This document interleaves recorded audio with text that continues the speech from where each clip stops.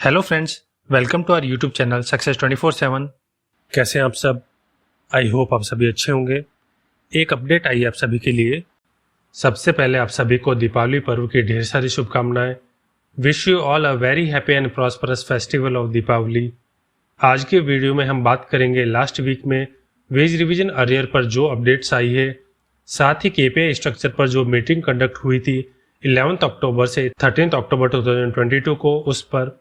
Video में आगे बढ़ने से पहले अगर आप हमारे चैनल पर नए हैं तो चैनल को अभी सब्सक्राइब करें, वीडियो को ज़्यादा से ज़्यादा लाइक और शेयर करें।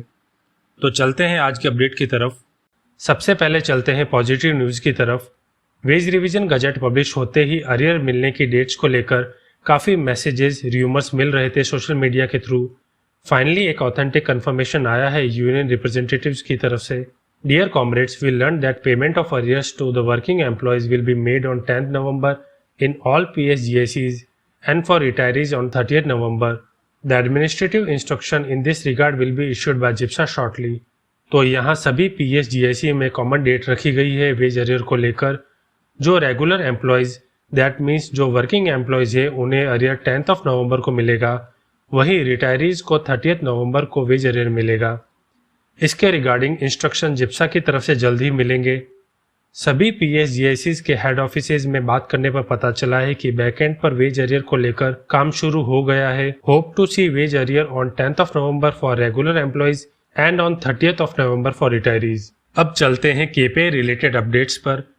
एक स्ट्रक्चर्ड मीटिंग कंडक्ट हुई थी 11 अक्टूबर से 13 अक्टूबर 2022 को की परफॉर्मेंस इंडिकेटर 3.0 को लेकर, जिससे रिलेटेड एक डिटेल्ड पीपीटी अब शेयर की गई है। जैसा कि आप अपनी स्क्रीन पर देख सकते हैं, केपीआई स्ट्रक्चर को 3 पार्ट्स में डिवाइड किया गया है। केपीआई थीम्स क्या रहेगी फाइनेंशियल ईयर 22-23 में, केपीआई डिटेल्स में हर एक केपीआई का क्या डिस्क्रिप्शन होगा, एंड केपीआई मेजर्स, क्या क्वांटिटेटिव मेजर्स डिफाइन किए गए हैं हर केपीआई में।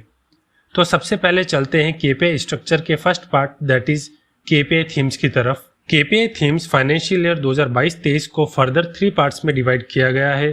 Profitable growth, efficiency and rationalisation, stake holders satisfaction. इन 3 सेगमेंट्स को आगे की स्लाइड्स में डिटेल में डिस्कस करेंगे।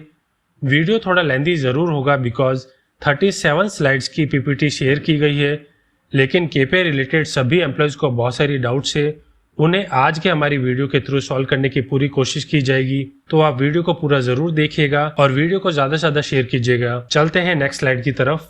इस स्लाइड में प्रॉफिटेबल ग्रोथ के मेजर डिफाइंड है। मेजर 1 में RPI, that means risk adjusted premium income, should be greater than और इक्वल्स टू 10%। जो बेंचमार्क ICR प्रपोज्ड है फाइनेंशियल ईयर 2022-23 के लिए, इक्वल्स टू 75% एग्रीगेट बेसिस पर अक्रॉस ऑल LOBs।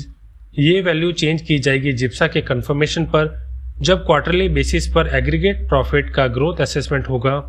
वहीं per year over year basis पर computation होगा RPI का। फाइनेंशियल ईयर 2022-23 के लिए फाइनेंशियल ईयर 2021-22 के डेटा से कंपैरिजन किया जाएगा। प्रॉफिटेबल ग्रोथ का सेकंड मेजर है 10 SIPs, that means standardised insurance product का इम्प्लीमेंटेशन रिटेल ग्रोथ को बढ़ाने के लिए। जो 10 SIPs रहेंगे वो होंगे health product, motor product, dwelling product, farmers product, shopkeepers product, marine cargo product, micro business product, PA product, travel product और लाइबिलिटी प्रोडक्ट। तो बेसिकली प्रॉफिट अर्न करने के लिए इन 10 SIPs का इम्प्लीमेंटेशन प्रपोज किया गया है। प्रॉफिटेबल ग्रोथ का थर्ड मेजर रहेगा PSGIC के रिटेल बिजनेस शेयर को इम्प्रूव करना। जो टारगेट प्रपोज किया गया है वो रहेगा Sale of SIPs should be greater than equals to 50% of total policies sold in financial year 2022-23। YOY basis पर 25% growth, total number of policies पर इन 25% में PMSBY, PMJAY और सारी ग्रुप पॉलिसीज को एक्सक्लूड किया गया है। प्रॉफिटेबल ग्रोथ का फोर्थ मेजर रहेगा, वो इम्पॉर्टेंट है। फोर्थ मेजर कहता है कि मोर देन और इक्वल्स टू 50% कंपनी स्टाफ को business development, that means BD roles देना होगा। एटलीस्ट 50% टोटल मैन पावर को बिजनेस डेवलपमेंट और इंसेंटिव अर्निंग रोल असाइन करना। इसमें क्लास 1, क्लास 2, क्लास 3 एम्प्लॉय रहेंगे। क्लास 1 एम्प्लॉय में स्केल 1 से स्केल 4 तक के एम्प्लॉय शामिल होंगे। BD रोल्स रिटेल बिजनेस को बढ़ाने के लिए होगा। जो इंसेंटिव बनेगा एम्प्लॉयज़ का रियल टाइम ऑनलाइन डैशबोर्ड पर चेक किया जा सकेगा।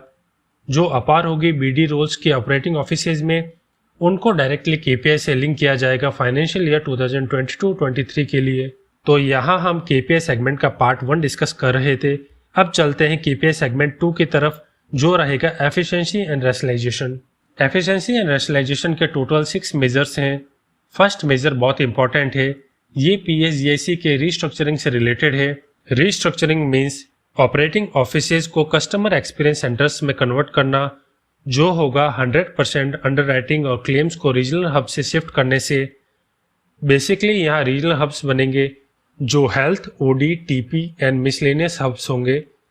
लार्ज कॉरपोरेट बिजनेस जो डायरेक्ट हैं, ब्रोकर बेस्ड हैं, जिनका risk adjustment premium income greater than equals to 5 crore rupees है, उनको सेलेक्टेड लोकेशंस पर शिफ्ट किया जाएगा जहां रिपोर्टिंग डायरेक्ट एचओ में होगी। सभी एम्प्लॉयज़ की अपार को केपीआई ऑब्जेक्टिव से लिंक करना। मेजर 2 में मेनली आईसीआर कम करना प्रपोज किया गया है।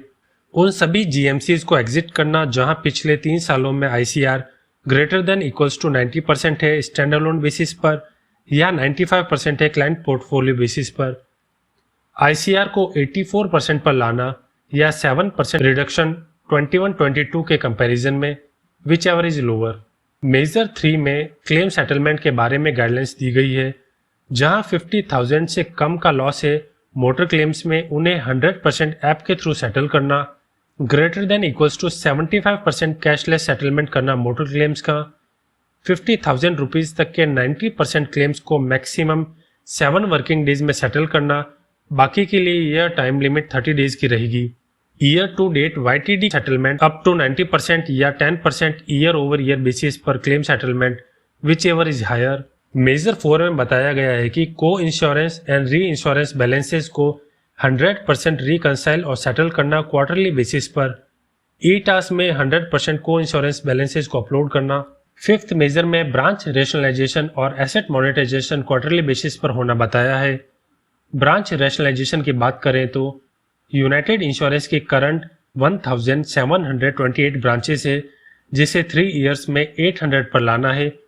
1800 के टारगेट पर। ओरिएंटल इंश्योरेंस में वही करंट 1369 ब्रांचेस है, उन्हें 750 तक लाना है। और नेशनल इंश्योरेंस में करंट 1310 ब्रांचेस है, उनको 500 ब्रांचेस तक लेकर आना है 3 इयर्स में।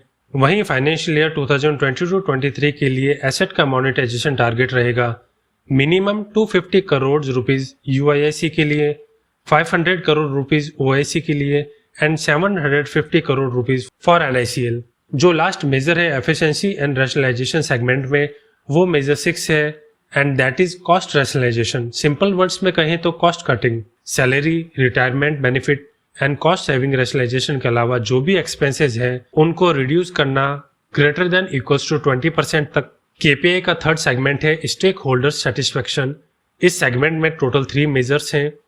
मेजर 1 में बताया गया है कि एनुअल सर्वे कस्टमर सर्विस का जो 1 से 5 के स्केल पर रहेगा, जहां एटलीस्ट 3.5 रेटिंग अचीव करना टारगेट सेट किया गया है। वहीं मेजर 2 में सर्वे है चैनल रिलेशनशिप का, जो भी 1 से 5 के स्केल पर रहेगा, जहां एटलीस्ट 3.5 रेटिंग अचीव करना टारगेट है। मेजर 3 एम्प्लॉय का सर्वे रहेगा एम्प्लॉय एंगेजमेंट को इम्प्रूव करने के लिए। यहाँ पर भी सेम स्केल रेटिंग रखी गई है। इस मीटिंग में EY कंसल्टेंट्स ने कुछ की ऑब्जर्वेशन और सजेशंस दिए हैं पीएसजीआईसी ऑर्गेनाइजेशनल एफिशिएंसी और परफॉर्मेंस मैनेजमेंट पर। जो की ऑब्जर्वेशन ऑब्जर्व किए गए हैं वो रहेंगे बिजनेस डेवलपमेंट के लिए ऑर्गेनाइजेशन स्ट्रक्चर, बीडी रोल को फोकस करते हुए ऑपरेटिंग ऑफिसेज का स्ट्रक्चर बिजनेस लाने के लिए और कस्टमर एक्सपीरियंस को इम्प्रूव करने के लिए हर एम्प्लॉय लेवल की परफॉर्मेंस को ट्रैक करना, क्लेम्स, अंडरराइटिंग और अकाउंट्स का सेंट्रलाइजेशन, अपार, पे और इंसेंटिव को परफॉर्मेंस से लिंक करना, बीडीआई स्कीम को इम्प्लीमेंट करना लो पेनिट्रेशन वाले ऑपरेटिंग ऑफिसेज एंड आरओज में। जो प्रपोज स्ट्रक्चर रहेगा स्टाफ का वो रहेगा सभी ऑपरेटिंग ऑफिसेज को 3 पार्ट्स में सेग्रीगेट किया जाएगा, micro, small and large operating offices. Small operating offices में 2 से 3 बीडी एम्प्लॉयज रहेंगे, वहीं लार्ज ऑपरेटिंग ऑफिसेज में minimum 4 and maximum 8 BD employees रहेंगे। Development officers, AOD, AMD, DMD को भी BD एम्प्लॉयज के क्राइटेरिया में रखा गया है। ऐसे जो भी ऑपरेटिंग ऑफिसेज जहां सब स्टाफ वर्क कर रहे हैं उन्हें स्पेसिफिक रोल अलोकेट किया जाएगा। एडिशन और ट्रांसफर अभी नहीं होगा सब स्टाफ के केस में।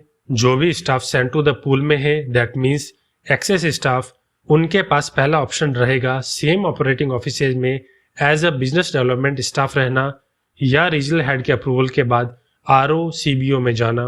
BD एम्प्लॉयज का टोटल काउंट 50% से ज़्यादा होना चाहिए ओवरऑल कंपनी स्ट्रेंथ की तुलना में। इन स्लाइड्स में आप जो रोल प्रपोज किए गए हैं उन्हें देख सकते हैं, regional office incharge, operating office incharge और कॉर्पोरेट बिजनेस ऑफिस इंचार्ज के। नेक्स्ट स्लाइड में परफॉर्मेंस लिंक्ड पे के बारे में बताया गया है। इस पर अलग से मैंने वीडियो बना रखा है। सेम स्लाइड फिर से यहाँ डिस्कस नहीं करेंगे।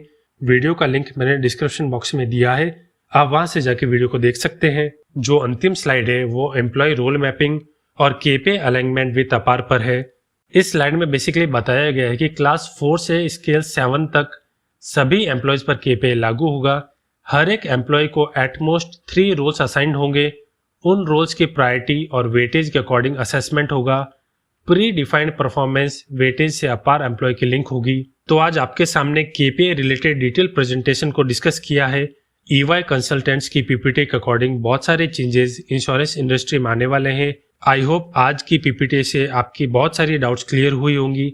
फिर भी अगर आपकी कोई डाउट है या फिर आपकी कोई राय है तो कमेंट करके ज़रूर बताइएगा। आज के वीडियो में बस इतना ही। तो फ्रेंड्स, ऐसी लेटेस्ट अपडेट्स के लिए सब्सक्राइब करें हमारा चैनल सक्सेस 24/7। वीडियो अगर आपको पसंद आए तो लाइक, शेयर और कमेंट करना ना भूलें। बेल आइकन को प्रेस करें लेटेस्ट वीडियो नोटिफिकेशन के लिए। मिलते हैं नेक्स्ट वीडियो में। Thank you.